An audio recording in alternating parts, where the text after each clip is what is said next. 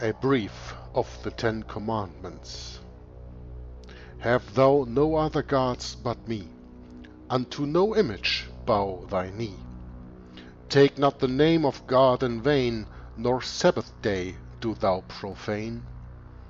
Honor thy father and mother too, and see that thou no murder do. From whoredom keep thee pure and clean, and steal not though thy state be mean. See that thou no false witness bear, and covet not thy neighbour's gear. O Lord, our souls to thee convert, and write thy laws into our heart. Hello and welcome everybody to a new video from Jörg, Joggler 66, Hour of the Truth. Today on the 28th of October 2017, the last Sabbath before Reformation Day, will be the anniversary for the 500th time. Sometimes English is a difficult language to me. So this is the last Sabbath before we will celebrate the 500th anniversary of Reformation Day, 31st of October 1517. I've come here to the microphone to read to you another part of Martin Luther's book Against the Roman Papacy, an Institution of the Devil, and I'm sure that we will read quite some pages of this book, even probably today. But when I start with reading this part 1, as you probably remember, last time we read that Martin Luther said that he wanted to cover 3 things. First, whether it is true that the Pope in Rome is the head of Christendom above councils, emperors, angels, etc., as he boasts. We are now starting this part 1 on page 290 for everyone who reads along in his own copy of the Book of Luther's Works, volume 41, Church and Ministry. When I start reading this, I can tell you already right now that we will go into a quote-unquote great controversy. And I carefully selected this word, great controversy, because this relates to Seventh-day Adventist teaching. And I have learned and studied so much about the true Word of God that I can full-heartedly say today, in 2017, that the Seventh-day Adventist Church is one of the biggest deceivers in this world. Which parts they actually deceive on, it is subtle. It is so subtle and it is so deep that telling you this right now, this would require more than one broadcast alone.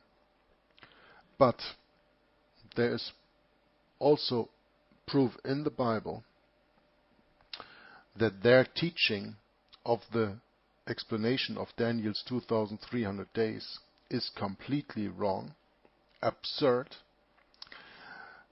They have this diabolical teaching of an investigative judgment, which is nowhere in the Bible justified. And I probably will make an own video on that someday. And also they teach that the 1260-year reign of the Antichrist, the 3.5 years or 42 months or 1260-year days from different parts of the Bible and the prophecy, were lasting between 538 and 1798. And even though that this is not such diabolical lie that they teach there, it is still not the truth. And we will come to that right when we start here, part 1 of Luther's book. Because there are 3 people that are very dear to me, who are not Seventh-day Adventists, who have never even been in touch with Seventh-day Adventists, and they teach a completely different 1260-day year prophecy. And we will learn of that in this book. And who are those 3 people? Well, the first is of course Martin Luther, because we are reading his work here. The other one is Henry Grattan Guinness, from the wonderful book, among others of course, Romanism and the Reformation. And the third one is Alexander Hislop, who published his book, The Two Babylons, in 1853. 9 years after the founding of the quote-unquote Seventh-day Adventist. He had nothing to do with them. Neither did Henry Grattan Guinness. who published Romanism and the Reformation about 1887. But without any further ado, right now I'll come to the point and read to you from page 290 of the book Against the Roman Papacy, an Institution of the Devil by Martin Luther. It is very easy to prove, part 1 starts here, that the Pope is neither the commander of or head of Christendom, nor Lord of the world above emperor, councils and everything, as he lies, blasphemes, curses and raves in his decretals, to which the hellish Satan drives him. He himself knows full well, and it is clear as the dear sun from all the decrees of the ancient councils, from all the histories, from the writings of the Holy Fathers Jerome, Augustine and Cyprian, and from all of Christendom before the first Pope, who was called Boniface III, that the Bishop of Rome was nothing more than a bishop, and should still be that. Now, the first Pope was called Boniface III, Martin Luther says here. And when we go into footnote number 66, it says Boniface III convinced King Phocas to acknowledge Rome as, quote, the head of all churches, unquote, caput omnium ecclesiarum. Caput doesn't mean, like in German, kaput, broken, but it means capital. Omnium ecclesiarum means the head of all churches. And this is why Luther calls him the first Pope. And we will first continue a little bit in the book, and then I will go into the explanation why the 1260-year prophecy, the 3.5 years, the 42 months, is not between 538 and 1798, but is between 606 and 1866. We will read that right away. But Martin Luther here calls Boniface III the first Pope. He said that the Bishop of Rome was nothing more than a bishop and should still be that. Yeah?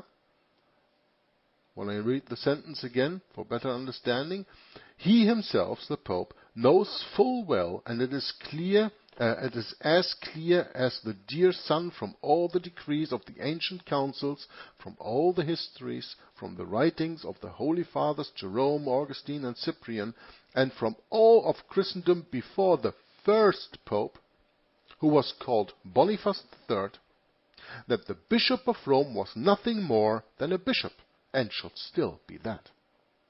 Saint Jerome dared to say freely, quote, all bishops are equal, all together they have inherited the throne of the apostles, unquote, and adds the example, quote, as the bishop of a small city, like Ingubium and Rome, Rhegium and Constantinople, Thebes and Alexandria, unquote. He says that one is higher or lower than another because one bishopric is richer or poorer than the other. Other than this, they are all equally the successors to the apostles, so he says. This, I say, the Pope in Rome knows perfectly well, and he also knows that Saint Jerome wrote this. And as proof, it is contained in the Decretum, as we read in Decreti Prima Pars, XC3, so this is 93, C26, 26. These are the links that Martin Luther lays to the different decretals of the Pope, as we read in Decretal 93. Still the Pope dares to lie so brazenly and blasphemously against it, and deceive the whole world. Now, let me go now, after finishing this very first paragraph, into an explanation why it is 606 and not 538. For that we turn to the book of Alexander Hislop, The Two Babylons. And I'm going to turn to a part that is in the PDF on page 206, and that PDF you can download for free from the internet. And we read on the bottom of that page, quote, "But to return to the apostolic symbols, it was out of the mouth of the fiery dragon that flood of water was discharged. The Pope, as he is now, was at the close of the 4th century the only representative of Belshazzar, or Nimrod, on the earth, for the pagans manifestly accepted him as such. He was equally, of course, the legitimate successor of the Roman dragon of fire. When, therefore, on being dignified with the title of Pontifex, he set himself to propagate the old Babylonian doctrine of baptismal regeneration, that was just a direct and formal fulfillment of the divine words that the great fiery dragon should, quote, cast out of his mouth a flood of water to carry away the woman with the flood, unquote. He, and those who cooperated with him in this cause, paved the way for the erecting of that tremendous civil and spiritual despotism, which began to stand forth full in the face of Europe in AD 606, when, amid the convulsions and confusions of the nations tossed like a tempestuous sea, the Pope of Rome was made universal bishop. And when the 10 chief kingdoms of Europe recognized him as Christ's vicar upon earth, the only center of unity, the only source of stability to their thrones. Then, by his own act and deed, and by the consent of the universal paganism of Rome, he was actually the representative of Dagon. And as he bears upon his head at this day the mitre of Dagon, so there is reason to believe he did then." Now, it is from this period, Alexander continues in a footnote, it is from this period that the well-known 1260 days can begin to be counted. For not before did the Pope appear as head of the 10-horned beast and head of the universal church. The reader will observe that though the beast above referred to has passed through the sea, it still retains its primitive characteristic. The head of the apostasy at first was Kronos, the horned one. The head of the apostasy is Kronos still, for he is the beast with 7 heads and 10 horns.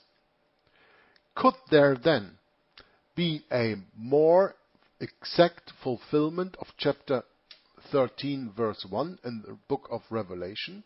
Quote, "And I stood upon the sand of the sea, and saw a beast rise up out of the sea, having 7 heads and 10 horns, and upon his horns 10 crowns, and upon his heads the names of blasphemy. And I saw one of his heads as it had been wounded to death, and his deadly wound was healed, and all the world wondered after the beast." End of quotation. Could there be a better fulfillment?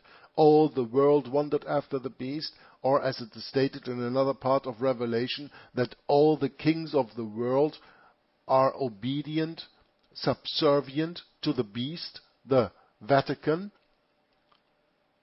When we read here that it was in 606 AD that, as Alexander states here, amid the convulsions and confusions of the nations tossed like a tempestuous sea, the Pope of Rome was made universal bishop by 606. Now, we read already in Martin Luther that it was Emperor Phocas who gave Pope Boniface III the title of universal bishop. I think we read this earlier. If not, well, we're going to come to it, but I think I remember that I did it. You know, when I read this book in German and in English, sometimes I'm getting a little bit confused what I have already read and what I haven't. But I think I made that point already. Emperor Phocas, who murdered his predecessor, Emperor Maurice, which we'll also learn a little bit later on in the reading today, was the one who gave the Bishop of Rome at that time the title of Universal Bishop, as Alexander Hislop states here so correctly in his book, The Two Babylons. Now we turn for another explanation to the book of Romanism and the Reformation.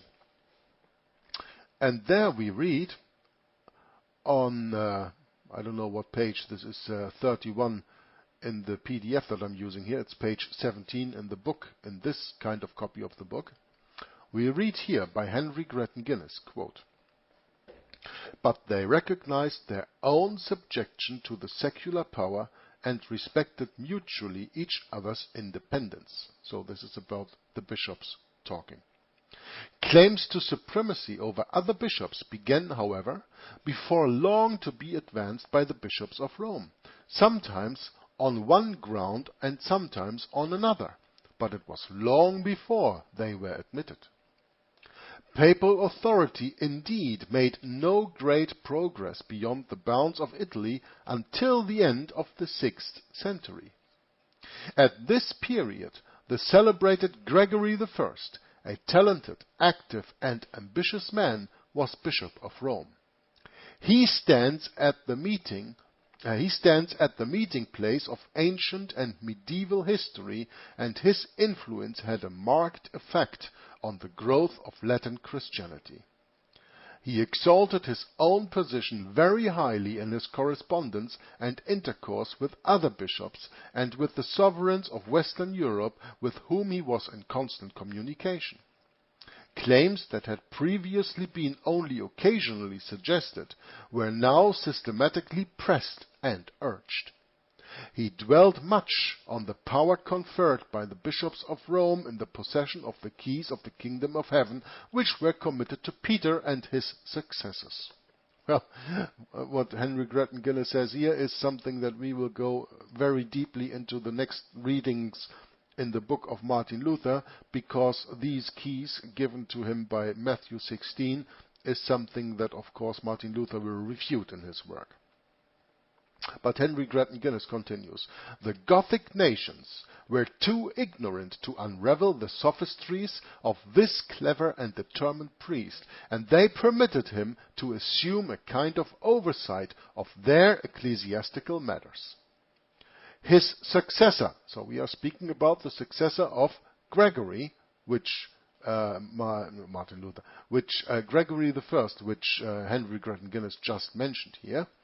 His successor, Boniface III, carried the pretensions still higher. He was the last of the bishops of Rome and the first of the popes. In the words of Henry Grattan Guinness from 1887 in the book Romanism and the Reformation, we read exactly the same thing that Martin Luther wrote in 1545. He was the last of the bishops of Rome and the first of the popes. In his days, the claim to supremacy over all other bishops was not only definitely made, but it was acknowledged by the secular power and confirmed by an imperial edict. The wicked usurper Phocas, to serve his own selfish purposes, conceded to Boniface III in AD 607 the headship over all the churches of Christendom. A pillar is still standing in Rome today, which was erected in memory of this important concession. This was a tremendous elevation, the first upward step on the ladder that led the bishops of Rome from the humble pastorate of a local church to the mightiest throne in Europe. And I like to add, to the mightiest throne in all of the world. So, I'll stop here the quotation from Romanism and the Reformation from Henry Grattan Guinness. I will not go any deeper into the two Babylons of Alexander Hislop. You can get both books for free as PDF on the internet and do your own study. Put your Bible next to it, do your own study in history with the help of researchers like Henry Gretton Guinness and Alexander Hislop and also Martin Luther, who all three have not been Seventh-day Adventist influenced as we all have been during our studies. Until a few weeks ago, I even didn't know much better. But the Holy Spirit showed me the truth, and the truth does not come from the Seventh-day Adventists. Now, this was about the point of 606. But how about the point of 1866? Because that's 1260 days. When it started in 866, it must have ended in 1866. Now, therefore, you can do a Google or whatever search on the internet, and you can find numerous places where it is stated that in 1866 this stopped. And one of the points, I have to look it up here on my Firefox browser. I opened that a little bit earlier, and then I opened another one. That's the one I'm going to read to you right now. I'm going to within a second. I don't find that here. That is about Garibaldi. So you have to open just a internet site where it tells you about the history of Garibaldi, life and time of Giuseppe Garibaldi. Here it is. Yeah, I got it. The fall of the Papal States was a great fulfillment of Bible prophecy, it says here in this website. In the book of Daniel, chapter 7, God showed Daniel the entire history of the papacy right down to the end of the time. The fourth beast empire, Rome, would be divided up into 10 kingdoms or horns, and then another kingdom or little horn would arise in their midst. Now we all know that is the papacy, right? This little horn was the Papal States, or Papal Dynasty, the man of sin of St. Paul's epistles, and the Antichrist of the Apostle John. This little horn would have a mouth speaking great things, would make war with the saints and wear them out, would change times and seasons, etc., etc. He would have eyes like the eyes of a man and look more stout than his fellows. That is why the Vatican is called the See of Rome. In AD 606, the article continues, the Eastern Emperor Phocas conferred upon the Bishop of Rome the title Universal Bishop, as we will also read a little later on in my second source that I will give to you. But the point comes now. Universal Bishop. If we use the famous year for a day interpretation which all the great Protestant expositors used, the 1260 years bring us down to 1866. So, the little horn was about to lose his dominion at this momentous time. God had already prepared the soldier, patriot, that he would use to fulfill this great prophecy. His name was Giuseppe Garibaldi, the humble son of a fisherman. I'll see to it that I will put this link into the description box of the video, that you can read this article for yourself. Okay? But it says here, of course, in 1866, Garibaldi leads another volunteer army in a new war against Austria, after which Venice is joined to Italy, and in 1867 again attempts a march on Rome, but is beaten by Papal and French forces at Mentana, and once again is arrested by the Italian government. So we are speaking about the time of 1866 to 1870. Now, what is my second source that I'm going to read to you? That is from a book called The Catholics and German Unity in the time between 1866 and 1871. And from this book, I'm going to read to you a part, because this book is not completely free available on the internet. I can only read to you the part that is readable after I gave a word search in. That word search is French troops in Vatican 1866, and we read in this book that is called The Catholics and German Unity 1866 through 1875. And we read in this book on page 194, quote, "He wrote to Arnhem at Rome in December 1866 that the Catholic fraction was the most hostile group in the Prussian Abgeordnetenhaus, accusing it of an antagonism toward the government which surpassed even that of the Red Democracy." Now, the page before there I cannot see, so this is a little bit a shame that I cannot go a sentence before this, but we continue reading in the next sentence here. Bismarck's conception, Bismarck is the Iron Chancellor, the one who united Germany into the Second Reich that had endured between 1870 and 1918 at the end of World War I. Bismarck's conception of how to deal with this problem reveals one of his few political blind spots. For then, as later, he tended to blame the intransigence of German Catholics directly on the papacy, failing completely to realize that their hostility toward him arose very largely out of resentment of his ruthless destruction of the old order in Germany. It was then by pressure on the Vatican that Bismarck first sought to end Catholic opposition.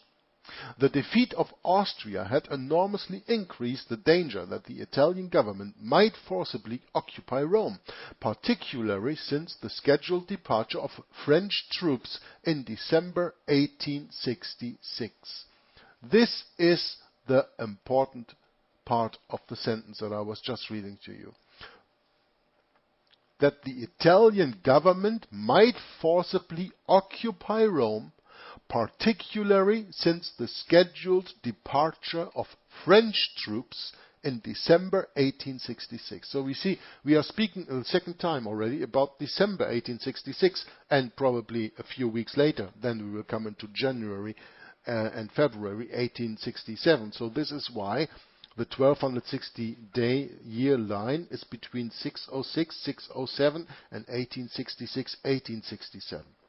The sentence that I've just read to you is so vital to understand, particularly since the scheduled departure of French troops in December 1866 would leave it practically undefended. Well, that's the point. The Vatican had at that time protective troops to protect them before Garibaldi, which I judged right before you. And those were French troops. But these French troops departed in December of 1866, and by that the Vatican was left defenseless. And that is when the wound got afflicted. I saw one of his heads as it was wounded, as it was killed with a deadly wound. One of his heads. The temporal power of the Antichrist was afflicted when the French protecting troops of the Vatican left the Vatican in 1866. Now let's read on in this book. Throughout the fall of that year, the Roman question occupied the attention of Prussian diplomacy, while, as has been pointed out, Antichrist Pius IX attempted to arrange a possible sanctuary in the Hohenzollern domain. The letter to Arnhem cited above was the beginning of a not too subtle attempt to blackmail the pontiff, on the assumption that it was within his power to end obstructionism of the Catholic deputies in the Prussian Landtag. Bismarck wrote, quote, "If Rome either has not the will or the power to exercise a calming and moderating influence upon its adherents, and to make the cause of governments its own, what interest can governments have in making the cause of the Pope their own?" Unquote. It is extremely unlikely that this blackmail could ultimately have succeeded in any case. Bismarck, however, was prevented from carrying it through to a conclusion because of the complex situation which arose as a result of the withdrawal of French troops. In the summer of 1867, the old Republican Garibaldi led a filibuster into papal territory and, after twice being captured and twice escaping, on October 27th he defeated a papal force sent to apprehend him for the third time. The following day, a French detachment debarked at Civitavecchia and marched again into Rome. A few days later, Garibaldi's troops suffered a crushing defeat at the hands of a combined French and papal army. Although the Italian government disclaimed any responsibility for Garibaldi's expedition, relations between Florence and Paris naturally became strained. Bismarck, who desired to retain the friendship of Italy, could not therefore act in the Pope's behalf himself. Because he also feared to participate war with France at that time or over that issue, he could not afford to intervene in favor of Italy. He was forced then officially to maintain a neutral attitude. His official correspondence makes it perfectly clear that the decisive factor in his decision was the possible effect of any action on the 13.5 million German Catholics. On October 21st, he informed Usedom in Florence that he opposed any Prussian intervention to assist Italy in acquiring Rome. Germany's destiny, he explained, was achievable only through a united citizenry. The preservation of religious peace was a prerequisite for that unity and was, therefore, far more important than the possible loss of Italy as an ally. The Ultramontane party, he argued, had been hitherto unimportant in Prussia and had not yet succeeded in exercising undue influence south of the Main. Now here I will stop, of course, reading this little book excerpt from The Catholics and German Unity 1866 through 1871. As always, I urge you to do your own research. But here we learn of that the French troops retreated. The French troops that were in the Vatican to protect the Vatican of the marching Garibaldi, who wanted to make an Italian kingdom, an Italian republic, and of course the Vatican sitting in Italy, he had to take away the power of the Vatican first. That's the whole history, and this is the real affliction of the deadly looking wound that we read of in Revelation 13. From 606 until 1866. This is what we've just read. And I also bookmarked another website where it stood even more clearly. Very interesting, even with a reference to what happened on September 11th, 9/11, in, I think, 1866. But during my preparation time, some months ago, and reading this today, that website is not to be found anymore. So, everybody is called, of course, to do his own research on this part. And even though I know I have spent now half an hour on this subject, I'm still not done, because we are going to continue in Martin Luther's book Against the Roman Papacy, an Institution of the Devil, on the same subject. But you have to understand that the sources that I just gave you were none of them influenced by Seventh-day Adventist diabolical doctrine. Neither Alexander Hislop, nor Henry Grattan Guinness, nor Martin Luther, who state that the time of the reign of the Antichrist was between 606 and 1866, had anything to do with Seventh-day Adventists. Now if you say, oh, Jörg is just ranting on, and I'm not interested in that, I believe what the Seventh-day Adventists teach, I don't care what you do.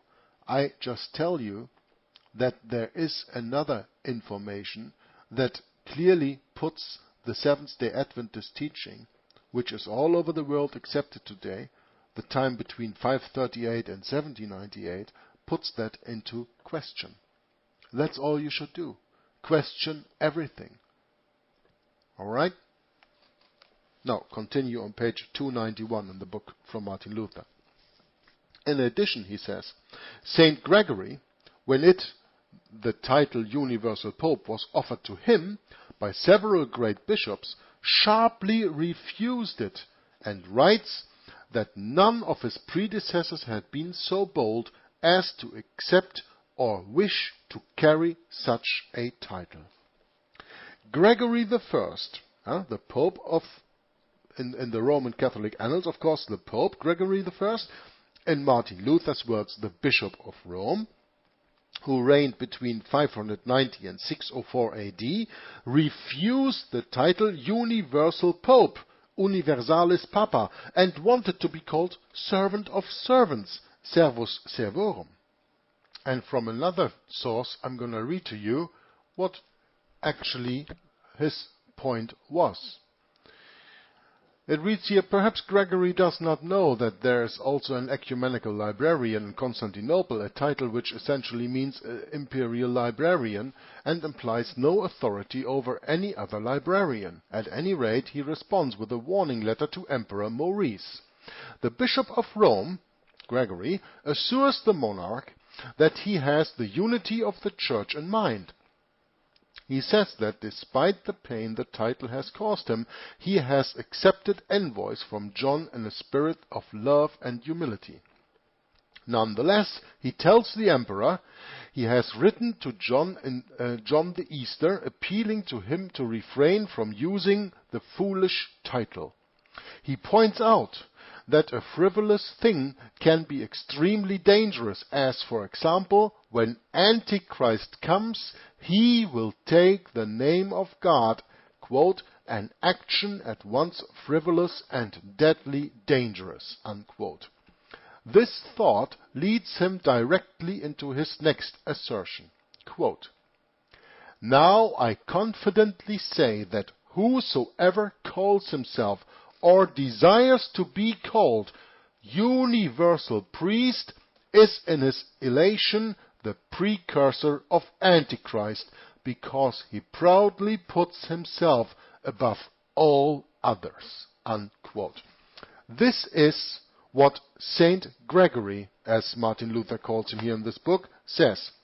When Martin Luther just refrains to what I just read to you. In addition, Saint Gregory, when the title Universal Pope was offered to him by several great bishops, sharply refused it, and writes that none of his predecessors had been so bold as to accept or to wish to carry such a title, although the Sixth Council in Chalcedon had offered it to them. He closes by saying briefly and to the point that no one should call himself the highest bishop or head of the whole of Christendom, as many decrees also say, and furthermore, that the Bishop of Rome too, though he is one of the greater ones, is nonetheless not to be called universalis, the head of all Christendom. This is what Martin Luther says, and in the quote of Gregory I himself, it reads, now I confidently say that whosoever calls himself or desires to be called universal priest is in his elation the precursor of Antichrist, because he proudly puts himself above all others. I will probably give you the search links also where I found this. So the point is that Gregory the First, the one who preceded Boniface III, and who was bishop under Emperor Maurice, and Maurice was killed by Emperor Phocas, and Phocas put Boniface III on the seat of Pope. That is why Boniface III is called the first Pope. And Gregory I, the one preceding Boniface III, warned of it, as we have just read, that anyone who will assume universal pontiff or Catholic, universal and Catholic are, of course, interchangeable words, that he will be the precursor of Antichrist, that he actually will be the Antichrist when you put it into the true biblical words. Yeah? That's the point that I was making all the time. Now Martin Luther continues here, this is the very plain truth, regardless of how he himself and his hypocrites martyr and crucify these words, for they are too clear and powerful. Thus their deeds are out in the open, for he has never had authority over the bishops of Africa, never had authority over the bishops of Greece, Asia, Egypt, Syria, Persia, etc., and never will have. Indeed, at that time he did not have authority over the bishops in Italy either, especially those of Milan and Ravenna. This Saint Gregory was the last bishop of Rome, Martin Luther says. And the Roman Church has not had another bishop since then, up to the present day, and will not get one either, unless a miraculous change should occur.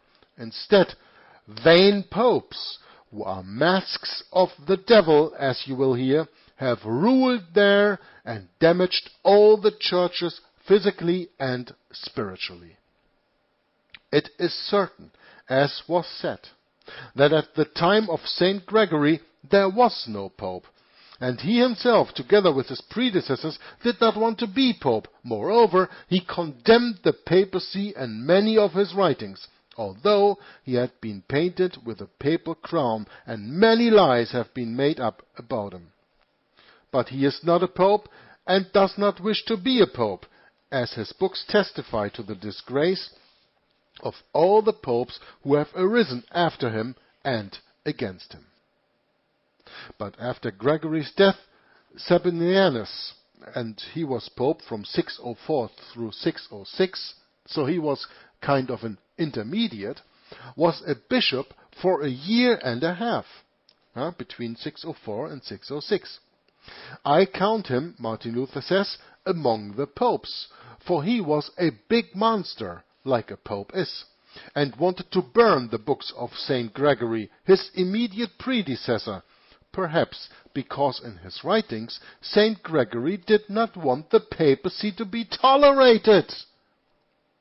Boniface III was elected after him. This is when God's wrath began. This Boniface persuaded the regicide Phocas that he should be pope or chief of all the bishops in the whole world. The bell was cast. This is a German proverb, similar to the English expression, the die was cast. The die was cast then, and the Roman horror accepted with joy as the one who was now Lord over all the bishops in the world. For this is what several of his predecessors had sought and pined for, but had not been able to attain, because Saint Gregory and several devout bishops, his predecessors, had not tolerated it. There we have the origin and beginning of the papacy, when and by whom it was founded, namely Emperor Phocas, the regicide, who had his lord Emperor Maurice and his wife and children beheaded. They themselves know very well that these things are true. They, the popes, know that these things are true. Emperor Maurice, who came before Emperor Phocas, was by Emperor Phocas killed. That is regicide. That is the expression that we use for killing of a king or the head of a government. That is regicide. Emperor Maurice, his wife and his children were beheaded by then succeeding Emperor Phocas. Emperor Phocas then put the successor of Saint Gregory, Boniface III, on the chair of the Pope. This is how the Antichrist, this is how the Pope got the title Universal Bishop, Pontifex Maximus, in 606. This, my dear brethren, is real, unbridled, not through SDA glasses, sawn history. Now up to that time, Martin Luther continues, it had been the custom for the emperors as patrons to confirm all the bishops. For when St. Gregory was elected by the people and priests of Rome, he asked for Emperor Maurice in writing not to confirm his election, for he was a humble, devout man, and did not wish to become bishop. But his writing was intercepted, and Emperor Maurice confirmed his election against his will. Thereafter, the popes thought that since they had the papacy from the Emperor Phocas, perhaps another emperor might take it from them again. So, the popes have the same fear, as we all know, that rights or titles are given by man can be taken by man. So the Pope said, this has been given to us by the Emperor Phocas, so maybe the Emperor can also take it away. So then there's only one way out. We have to be above the Emperor. Now, thereafter the popes thought that since they had the papacy from the Emperor Phocas, perhaps another emperor might take it from them again. For so it must be in the worldly sphere, that if an emperor gives out grace, then he may take it back, if the wickedness of the possessors merits it. This is how German emperors Frederick, Lothar, and the Ottos, and there we read in a footnote, probably this is about Frederick I, who reigned between 1152 and 1190, Lothar I between 1125 and 1137, and Otto I between 936 and 973, and Otto II 973 to 983, and again his successor Otto III 983 to 1002, have often taken from the princes what they had given them, and returned it after repentance. Point Martin Luther makes here. The German emperors, Frederick, Lothar, and the three Ottos, have often taken from the princes who are subservient to the emperor, like the chiefs of government of the German Bundesländer are subservient to the chancellor in a way, like probably in the United States of America, the senators are subservient to the President of the United States of America. This is how these German emperors, Frederick, Lothar, and the three Ottos, have often taken from the princes what they had given them. First you give them, grant them something, and as long as they do their bidding, it's okay. But oh, watch out when they do not adhere to what you are ordering them anymore. When you go out of the role, then your power is taken away. Exactly the same thing that a few hundred years later the Pope did with the German Kaiser Henry. That was the way to Canossa that we can deal another way with, you know? The same thing. So when someone does not adhere anymore to the power that has given him the power, then the power is taken away. Exactly what Martin Luther says here. This is how German emperors Frederick, Lothar, and the Ottos have often taken from the princes what they had given them, and returned it after repentance. So when the Kaiser can give this to the princes and take it away, then also the Kaiser can give it to the Pope and take it away. And that's of course something the popes did not want. That is why the succeeding popes came along and did not want to have the papacy from emperor or council, but directly from God. So now you understand, the papacy has been given its power by the temporal power, by the emperor, or by a council. Boniface III has been made universal bishop by Emperor Phocas. But now the papacy says, we cannot allow an emperor or a council to give this to us. Now we have to make it appear as if it was divinely ordained, as if we were given this power directly from God.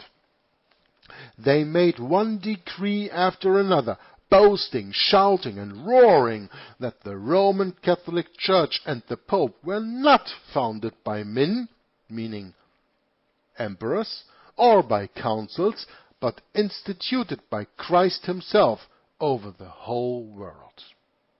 Now, how did they do that? They particularly like to embellish themselves with the passage in Matthew 16, verses 18 through 19. Quote, "You are Peter, and on this rock I will build my church, and the gates of Hades shall not prevail against it.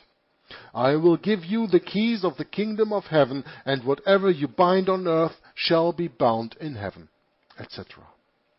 They also quote this from John Ultimo, meaning the last chapter of John 21, verse 15, quote, "Feed my lambs."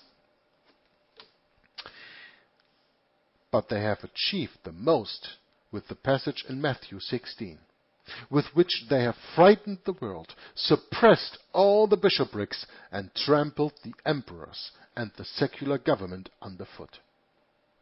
Now these abominable liars and blasphemers of God's word knew very well, and still know very well, that this passage does not prove their point, nor is it relevant.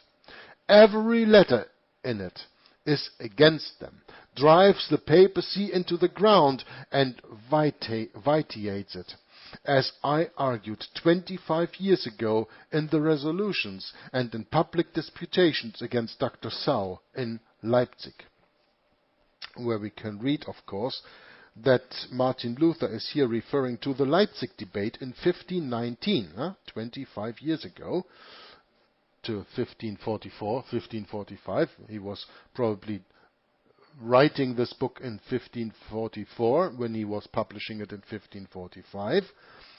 The Leipzig debate in 1519, in which Martin Luther and John Eck argued the authority of the Pope and the jurisdiction of the Church of Rome. So Martin Luther has a long history of arguing with other people about the authority and the jurisdiction of the Church of Rome, because the Church of Rome has gotten this from the temporal power, from emperors, and not from Christ. But they claim apostolic succession. They claim that their office, the papacy, is divinely ordained, and it's not. And Martin Luther had discussions already with that with John Eck in 1519. Luther frequently calls Eck Dr. Sau, so that's the name that we will read more often in this book. As Martin Luther says here, in public disputation against Dr. Sau in Leipzig, and intended to go on doing hereafter. But it was balm to the hearts of these desperate scoundrels in Rome that the world, both bishops and emperors, let themselves be frightened and intimidated by this passage, as befits good Christians who did not want to act against God and his word. For this is the Pope's first rascality and blasphemy against God's holy words. So because the Pope says he is ordained by God, by Matthew chapter 16 verses 18 and 19, and by John 21 verse 15, to be the universal bishop, to be the head of all the churches all over the world, to be the bishops of bishops, and of course to be the King of kings, nobody from quote-unquote Christianity dares to go against the Pope. You do not want to act against the word of God, right? No, you don't want to act against the word of God, but you want to see if somebody is misusing the word of God for his purposes. And this is exactly what the papacy did. And he not only did that for the 1260 days or years, he still does that today. When they now saw that such rascality had succeeded, because the Pope just made claim to these Bible verses, to claim that their power comes from them, not from the emperor or from a council, but from the Bible, and nobody disputes them. So when they now saw that such rascality had succeeded, through God's terrible wrath over the world because of its sinfulness, and that everyone was afraid of such words, they were truly neither lazy nor sleepy, and, comforted, pressed on with every knavery and help of the devil. They began to interpret, they began to sharpen and strengthen their papacy or primacy, which they had founded through their own invented lying decree and through blasphemous, false, and rascally exegesis of the passage in Matthew 16, by saying that the Pope was the head, not only because of honor and rank, which would probably have been granted to him, and because of superintendence, that he was an overseer of the teaching and heresy in the Church, which is much too much for a single bishop, and impossible to do throughout the whole world, but because with the power that he had as their Lord, he could force the bishops into subjection, into a powerful and worldly, indeed, even a tyrannical fashion, could bind them with oaths and obligations,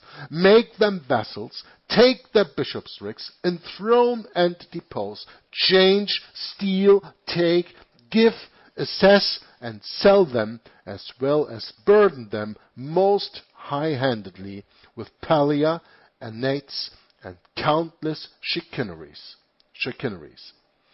Whoever refused to do or tolerate this had to be condemned eternally as disobedient to the Roman Church, a heretic, and one who sinned against the passage in Matthew 16.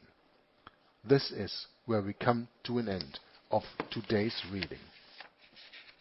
And I can assure you that we are going to continue and read the complete book. But I want to ask your discernment that you really understood what I just read here. Whoever refused to or tolerate this, meaning the teaching of the Pope, the teaching of the Roman Catholic hierarchy, had to be condemned eternally as disobedient to the Roman Church, a heretic, and one who sinned against the passage of Matthew 16. Meaning, when you refuse or tolerate the Pope's teaching, you sin against the Bible, you are a heretic. This is what this last sentence means. Whereas biblically, of course, a heretic is one who refuses to adhere to the written word of God, the Bible.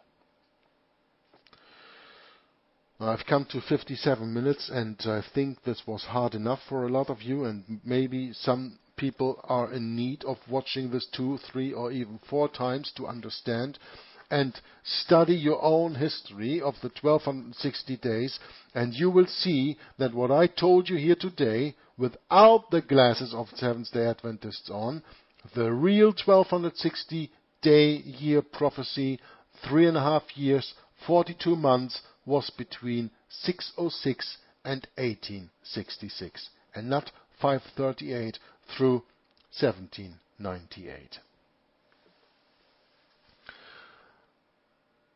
One last thought on this. 1866 is the time when Pope Pius IX was the emperor, was the Pope of Rome, was the Antichrist. When they lost their power in 1866 because of the withdrawal of the French troops from the Vatican, they closed the Vatican doors. They started the First Vatican Council because they still had the spiritual power, and then the Pope was declared infallible in 1870, and they closed the Vatican doors as a prison from the inside. Between 1870 and 1929, when the wound was healed through the Lateran Accord with Mussolini, no Pope left the Vatican. When they were elected in their position, they did not leave. The Vatican became a prison with a key from the inside, because the Pope lost his temporal power. And that was between 1866 and 1929. So, I leave you with some things to reflect on, and read on, and study on. And as I always say, please do your own research. Jörg from Joggler 66, Hour of the Truth says, God bless you. Until next time. Bye-bye.